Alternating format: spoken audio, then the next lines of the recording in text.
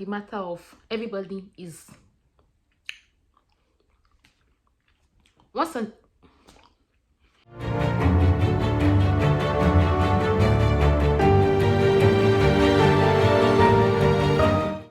Hi guys, welcome to my YouTube channel. If you're a regular, thanks for coming back, and if you are new, welcome. Anyway, today we're going to be talking about relocating from Nigeria to the UK. I'm going to be using Nigeria because I'm basically going to be telling you my own story and linking it to all the things you need so that you are well informed. Okay, the first thing you should know on this journey is that you should only do what will make you sleep at night. See, because on this journey, you're going to come across a variety of people. See, people are different too. People are different. So just know that you should only do the one that will allow you sleep at night. So don't confuse yourself with other people. The only people that you're on this journey with are the people actually coming to your school. Every other person, just leave them, because each school has its separate wahala. Each school has its separate, issues. So don't even try to take on too much. All right, so what's the first thing? The first thing you're supposed to do is to get a course.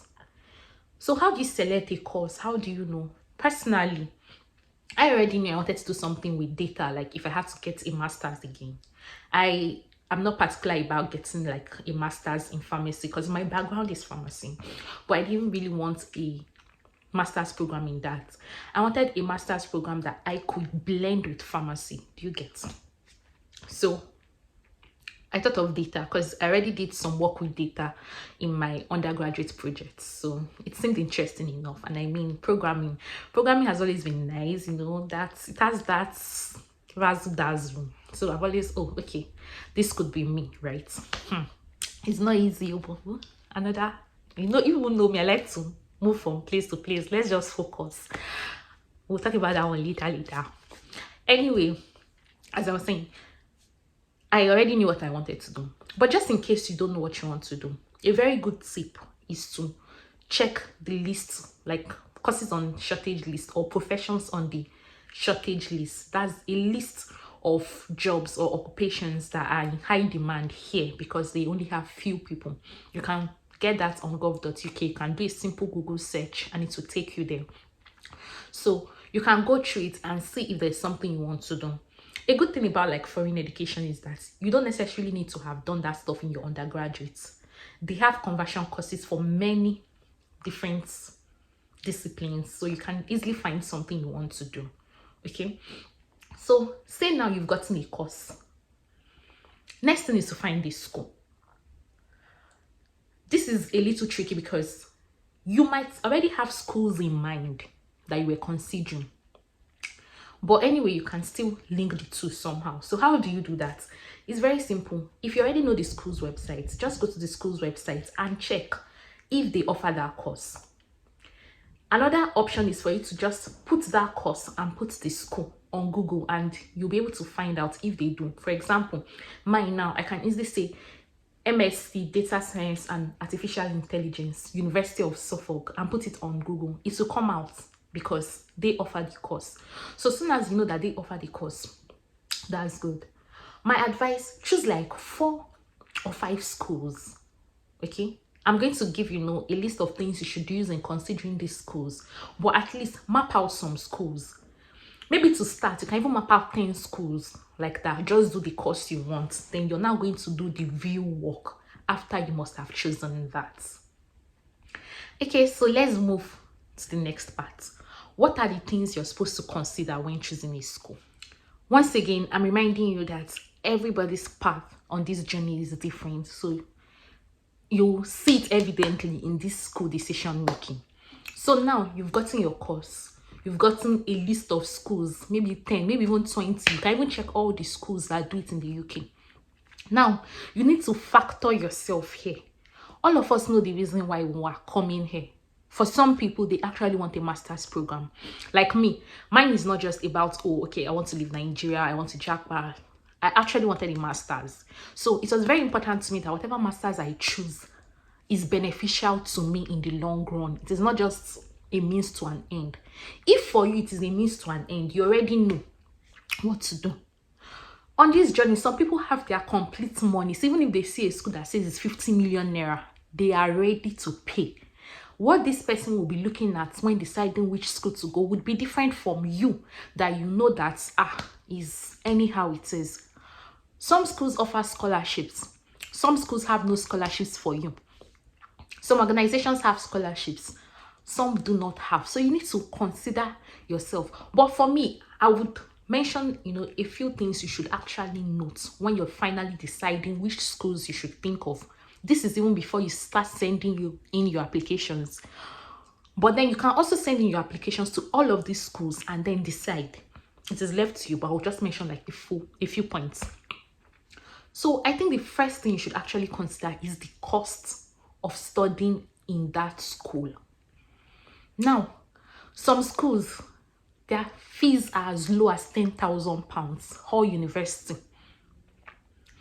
The school I came to, University of Suffolk, my fees was £12,996. Let's just say £13,000. On this same journey, there are some schools that are £20,000, £30,000. You are the one that knows the size of your cloth. You're the one that knows how to cut it. Personally, I decided I wanted a maximum of £15,000. That was my own decision. Because it's not like I had the money. So now imagine going even further than that. I just said that £15,000 was okay.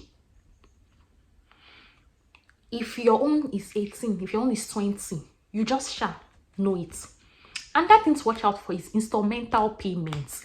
If you don't have your full money at once, you need to be sure that whichever school you are choosing, they can allow you break down your payments. There are schools that do every month you can pay. There are schools that allow you pay every 2 months.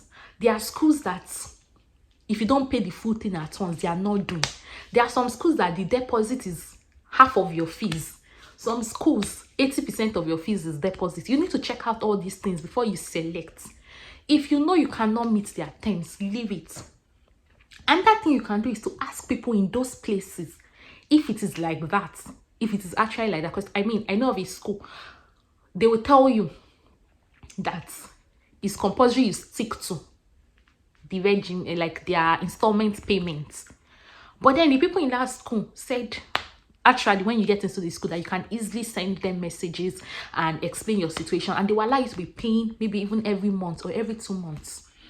So find out from the people in the school. See, life is more advanced now. You can reach out to people on Telegram. In fact, I should have mentioned this from the start. Once you select schools, go and find Telegram channel to join. Check on Naira Land if they have a WhatsApp group or a Telegram group. Join. You must join. Like, it's very important to join because you don't want to miss out on anything.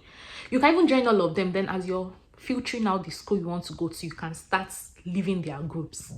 When I first joined, I joined up to like 8 because after choosing my first 4 schools, I decided, oh, okay, I think I wanted more.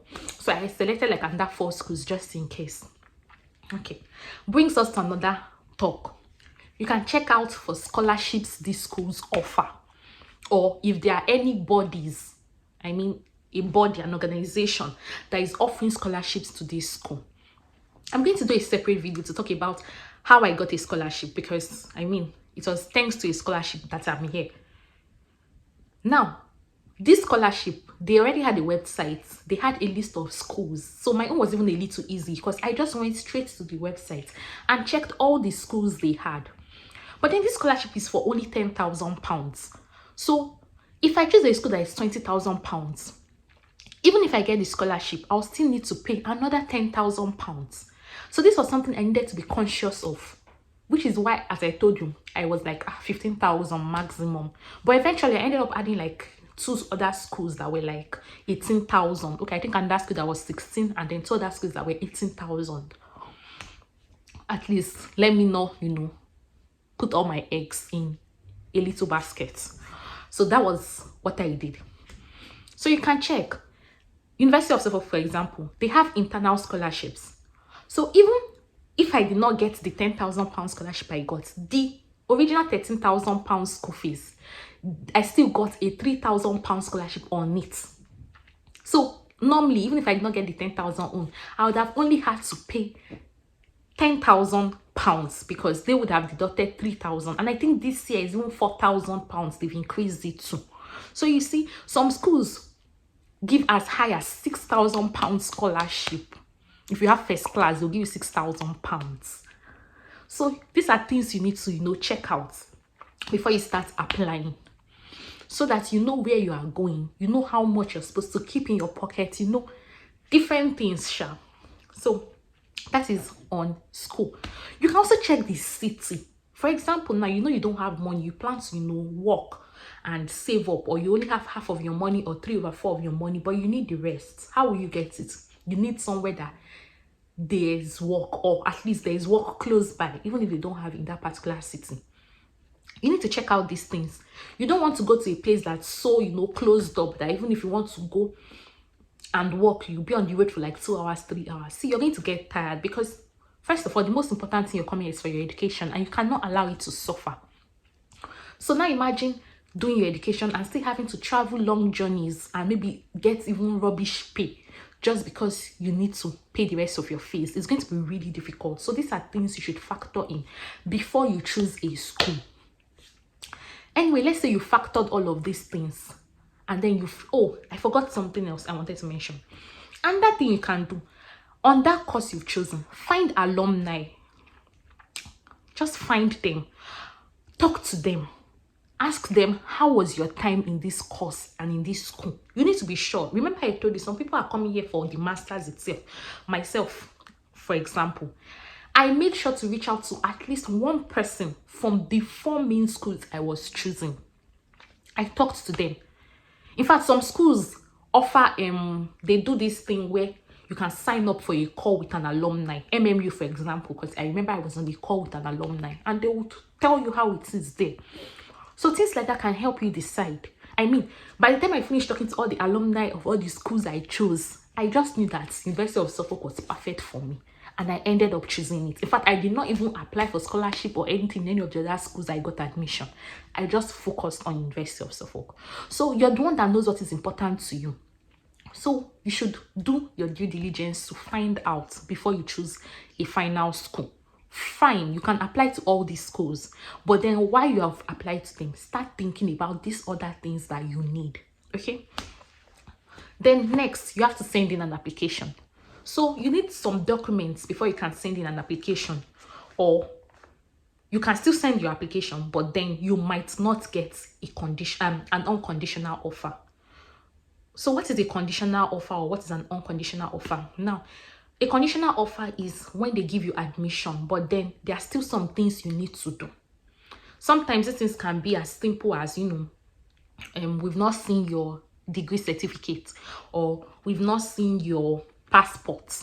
It can be something. Some schools, before you can get unconditional, you need to have even paid your deposit. Like University of Sunderland, for example, you need to have paid your deposit, and then they will now tell you, oh, okay, we can give you unconditional now. For some other schools, you can get unconditional straight up, so long as you've done all you're supposed to do. Now, what are the things you need to do to ensure that your documents are complete and you can get your unconditional, or for schools that give you conditional and ask you to pay fees, that you get the conditional and only have to pay fees to get your unconditional? Now, the documents you need your international passports. That is very compulsory. If you do not submit it, you cannot get an unconditional offer. You need your degree certificates or your transcripts. Yes, that is it. For some schools, they are fine with either one. For a few schools, they want to see both. But like all the schools I applied to, either one was fine by them. I know there are a few schools that accept statement of results too. So you want to check out these things. You want to be sure. Now you need a proof of English efficiency. Some schools are strict on IELTS. Some schools have internal exams you can write. Some schools will tell you WAEC or NECO is fine. Just send us a scratch card to confirm your results. These are things you need to do. University of Suffolk, for example, they allow you use a waiver. Yes, a signed waiver. Depending on when you've graduated, you can use a signed waiver. They also have an internal exam you can write. They also accept IELTS. So it is left to you to decide what you want and use it. If you do not meet any of them, if you don't bring any of them, that is the end. They will not accept you. So you're the one that knows what you want. And if you're coming in here, they accept HND holders. HND holders, yes.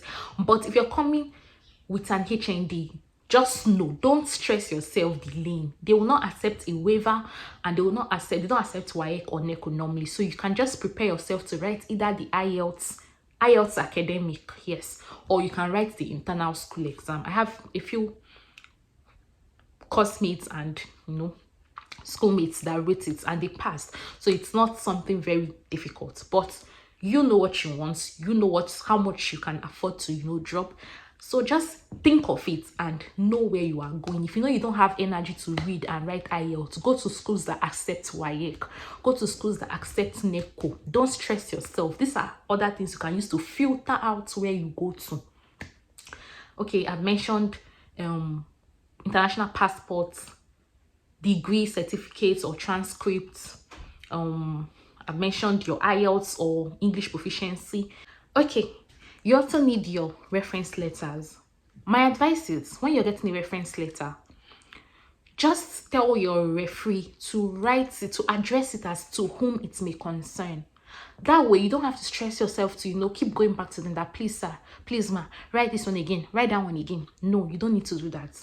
And if you're getting references, try to get at least one academic referee and a work referee. If you've not worked anywhere and you're coming straight from school, that is perfectly fine. Get like 2 or 3 academic referees and just hold, this is UK, this is not like US. Many of them are fine with you uploading the reference yourself, though a few will ask you to write, just drop your referee's information and then they want them to send it to you. But make sure when you're getting your reference letters that you plan to upload yourself, always make sure that it's letter-headed. You don't want to go through stress. Let it be letter-headed and you shouldn't have any issues. So if you have all these documents, some schools might ask for your birth certificate. They want to be sure that you are of a certain age in order to do the master's program. It's not like it might be like 18 years that is like a minimum or something. Like, they just want to know how old you are. So that is by the side, but those are documents that you have, definitely. So once you have these documents, you are good to go and you can send in your application. When you send in your application, depending on the school, it might take time and it might not. Mine took 2 weeks. Meanwhile, there were some of my schoolmates too that theirs took a month. So some took 2 months. So it depends on the particular time you submit your applications. I would advise, if you're coming for September next year, try to have done all your applications by April, at least by middle of April. Try to have done everything, or even by March ending, try to have done everything, so you have enough time to select where you want to go. All your offers will come in on time and you can decide, and you wouldn't have to rush because each school has its own different problem. So after you've done all this, it's just for you to wait. But while you wait, what are the other things you need? Now, I must mention that getting admission to a school is not just enough for you to now go and apply for visa. There's something you need before you can apply for that visa as a student. It is called a CAS, Confirmation of Acceptance of Studies. Now, getting an admission only is not all it takes to get you your CAS. You will need to pay your fees. At least that one is a general one. You need to have paid your deposits. A deposit is usually part of the amount. You can check. Some schools accept 3K, like part of the amount of your fees. Some schools even 2K. Though check very well. Many of those schools that accept low deposits, their school fees are usually large. So check very well. Some schools accept 3K, some schools accept 4K. Some go as high as 5, some 9K, some 10K. So it depends on you and your pocket. University of Suffolk, for example, the CAS deposit is £3,000. That is it. Sorry, I've been saying K as if there's no pounds, as if it's naira I'm talking about. Sorry, I'm talking about pounds. So £3,000 for the University of Suffolk's CAS deposit. Yes. But then beyond that, like, it's not just fees. Fees is general, like the deposit is general across board. But for some schools, they still need to see your TB certificates. and your proof of funds. Now, what are these things? Your TB certificate is a certificate that shows that you do not have tuberculosis. There are centers where you're supposed to, get this. I'm going to drop in the description box. I'm going to leave the link to register for your TB certificate. It has only 6 months. It expires after 6 months. So I mean, if you're coming in September next year, you shouldn't register and get one now. But of course, by say March next year, you can do your registration and book a date for it. Some schools need to see this before they can give you CAS. Some schools don't care. Yes, some schools don't care. Another one is proof of funds. Proof of funds is the amount of money that you're supposed to have before the UK would feel good enough, they will feel confident enough in your ability to cater to your studies. Now, how much is this money? It depends on where you're studying. If you are studying in London or one of the London boroughs, you have to have about £12,006. It is £1,334 times 9 months. So it is left to you if you want to go to London, If you're studying anywhere outside London, like literally anywhere outside London, but within the UK, all you need is £9,207, which is your maintenance cost. Sorry, I must mention, I'm talking of the maintenance cost now. Your proof of funds is your maintenance cost plus the remnant of your fees. Yes, maintenance cost plus remainder of your fees. But if you are coming to a school in London, your maintenance cost alone is £12,006. Then plus any amounts remaining from your school fees. That's after you must have paid your deposit or anything you want to pay. Because they say pay deposit to get CAS does not mean you can't pay more. If you have your full school fees, you can even drop it at once. In that case, your proof of funds would only be your maintenance costs. Yes, but if you're studying outside London, your maintenance cost is £9,207. That is £1,023 times 9 months. Then you will now add the remainder of your fees to it. Okay, so you're supposed to have this proof of funds, and it's supposed to be held for at least 28 days, 28 consecutive days without dropping at all before you can apply for your visa. But some schools want to see this money before they even give you CAS. If you are going to such a school, it means you must have started keeping the money, so that by the time you have paid your fees, by the time you have done your TB test, and you want to show them this proof of funds on the 29th day or the 30th day, you will have it complete to show them. You can choose a school that does not do that. It's not compulsory you choose a school that does it. University of Suffolk does that. In fact, University of Suffolk, we also do pre-CAS interview here. They will do an interview before they even ask you to go and pay fees. Some schools do pre-CAS interview, but they don't do it like you can pay your fees, then after you do it before. But me, I prefer University of Suffolk style, because if you fail the pre-CAS interview, there will be no need to go and pay your fees. Meanwhile, I know people that in their school, they already paid their fees before the date of even their pre-CAS interview, and they failed. The school will refund your money. But that time the school is using to refund your money, if they don't refund it on time and you don't have spare money, how do you want to go back and start choosing a new school at that point in time? But of course, the pre-CAS interview isn't something serious. I'm going to make a video on visa application, and I would delve more into it, because the questions they're going to ask you are typical questions that they would ask you if you were doing a visa interview. So we can talk more about that there. You also need to pay your fees before CAS. There are many ways to pay your fees. You can pay your fees via black markets. You get the money, the hard currency, you get it from a bureau de change person, and you pay. You can use Form A.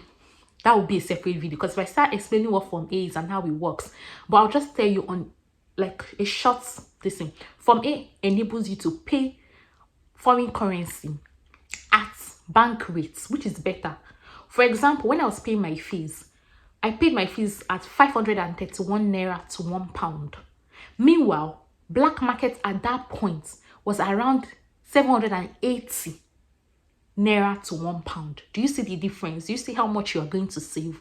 So it is something great. I will show you how to navigate that in another video. But for now, you need your fees. You need to pay that. You can also ask someone abroad to pay for you. Yes. But be sure you are checking with your school. This is why I'm saying each school has its peculiarities. For example, my school does not allow another person pay your fees for you. It has to come from your account or from a family member's account. They don't want third party. And even if you say it is your family member, you will bring proof. You must show them proof that this person is related to you. So if you know you cannot afford to do that, you go elsewhere.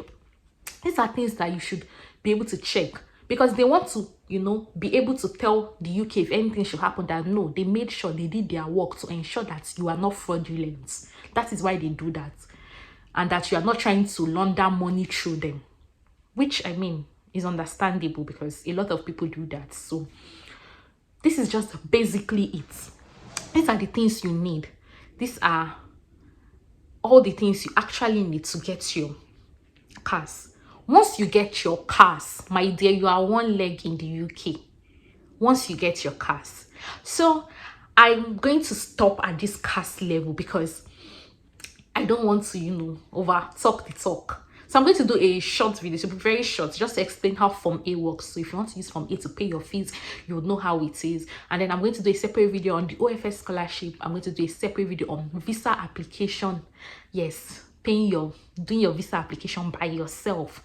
Yes, and the flights matter because someone reached out to me, was asking that I missed out some things on my flight, and I explained to him, I said that was just to show you what happened on my flight. I'm going to do a video for booking your flights and everything. So I hope you guys enjoy this.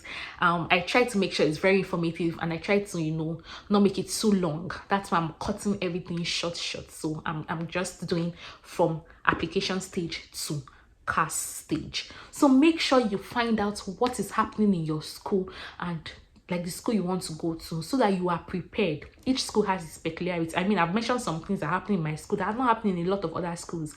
In fact, some of my fellow schoolmates, they were like, Homo, a lot is happening here that I've not heard of before. But then that's the importance of asking questions, doing research and stuff. And by the time you know what's happening, you can now decide, do I want to stay here or do I want to go elsewhere? Some people went elsewhere, some of us stayed, and we are here now.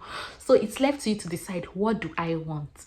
And then you choose to do it. So until I see you guys next time, don't forget, if you have any questions, drop it in the comment box. I'm going to answer. If there's something you feel like I missed it, I did not talk about, please message me or drop a comment and let me know about it. And I'll try to talk about it like in a next video. I'm also going to drop the link for the TB test so you can see it and you can check out the centers they have. They have 2 centers, one in Lagos, one in Abuja, and it costs 57,800. So you can check out for that and register if you're coming like when it is time. I mean, most January people would have already done that or they'll be doing that already. But for you coming in September, you know where to go to, you know where to register and all that. So thank you guys. Don't forget to like, don't forget to subscribe, comment, share with your friends, share with your family. And until I see you guys again, bye bye.